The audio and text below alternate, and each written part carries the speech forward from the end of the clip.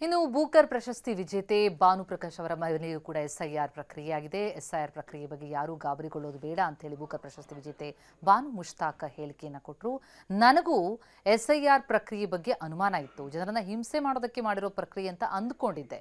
ಆದರೆ ಡಿಸಿ ಮನೆಗೆ ಬಂದು ಎಸ್ಐಆರ್ ಪ್ರಕ್ರಿಯೆಗೆ ಚಾಲನೆ ನೀಡ್ತೀವಿ ಅಂದ್ರು ನನಗೆ ಬಹಳ ಗಾಬರಿಯಾಗಿತ್ತು. ಏನೆಲ್ಲ ದಾಖಲೆ ನೀಡಬೇಕು, ಯಾವೆಲ್ಲ ಸಂಗ್ರಹಿಸಬೇಕು ಅಂತ ಗಾಬರಿಯಾಗಿತ್ತು. ಆದ್ರೆ ಈಗ ಬಹಳ ಸರಳ ಅನಿಸ್ತು ಅಂತ ಬಾನು ಮುಷ್ತಾಕ್ ತಿಳಿಸಿದ್ದಾರೆ.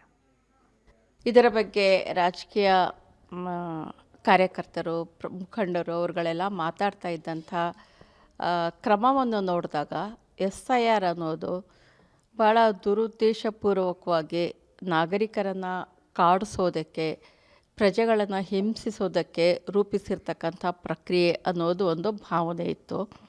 ಆದರೆ ಈ ಪ್ರಕ್ರಿಯೆಗೆ ನಾನು ಒಳಗಾದಾಗ ನಿನ್ನೆ ಕೂಡ ನನಗೆ ಸುದ್ದಿ ಬಂದಾಗ ಜಿಲ್ಲಾಧಿಕಾರಿಗಳು ನಮ್ಮ ಮನೆಯಿಂದಲೇ ಬಂದು ಇದರ ಉದ್ಘಾಟನೆಯನ್ನು ಮಾಡ್ತಾರೆ ಅಂತ ಸುದ್ದಿ ಬಂದಾಗ ನನಗೆ ಭಾಳ ಗಾಬರಿ ಆಯಿತು.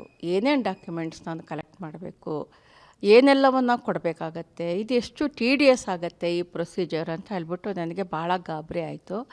ಆದರೆ ಇವತ್ತು ಜಿಲ್ಲಾಧಿಕಾರಿಗಳು, ಜಿಲ್ಲಾಡಳಿತ, ಪತ್ರಕರ್ತರು ಎಲ್ಲರೂ ಕೂಡ ಬಂದಾಗ ನಾನು ಆ ಎನ್ಯುಮರೇಷನ್ ಫಾರಮನ್ನು ನಾನು ಫಿಲಪ್ ಮಾಡಿದಾಗ, ನಾನೇ ಕೈಯಾರೆ ಫಿಲಪ್ ಮಾಡಿದಾಗ ಅಗತ್ಯವಾಗಿ ಕಂಡು ಬಂದದ್ದು 2 ದಾಖಲೆಗಳು. ಒಂದು ನಮ್ಮ ಆಧಾರ್ ಇವತ್ತು ಪ್ರತಿಯೊಬ್ಬರಲ್ಲೂ ಕೂಡ ಇರುತ್ತೆ, ಆಧಾರ್ ಇರೋದಿಲ್ಲ ಅಂತ ಹೇಳೋಕ್ಕಾಗೋದಿಲ್ಲ.